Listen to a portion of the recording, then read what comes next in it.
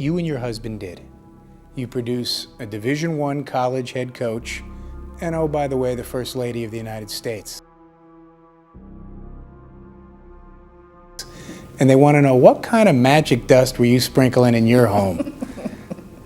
It wasn't magic dust. There was love, discipline, there was respect. My mom and dad always gave my sister and I a sense of who we were. We wanted them to have the feeling they could try anything. The saying was, if it can be done, you can do it. Was that sort of the motto of the house?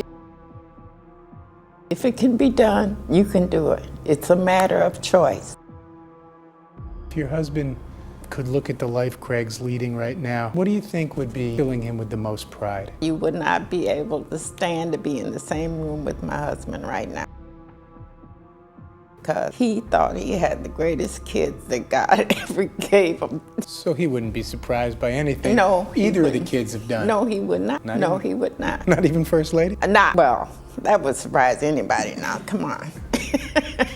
OCO, thank y'all for tuning in to another requested video. As I always like to express in all my other videos, I am not here to turn non-believers into believers. I'm only here to bring y'all food for thought. And with that being said, your opinion is your opinion. Let's get right down to it. As I was watching this video, it was quite interesting. It got me thinking, in order for these individuals to have the same story, this had to take a lot of practice. These individuals, as I continue to dig deep inside this Robinson's Totoro little family whole scandal thing, I understand that these stories are so well put together that sometimes they kind of collide within one another, leaving room for you to notice and identify the parts that might have seemed very scripted or very tailored. I really didn't understand the magic dust part. Like, those that know or have the knowledge on what they're referring to, please let me know down in the comments. Miss Robinson mentioned that she wanted them to feel like pretty much that they can do anything, which is why Big Mike is now who he is, based off the saying or like the little quote that they use, if it can be done, you can do it.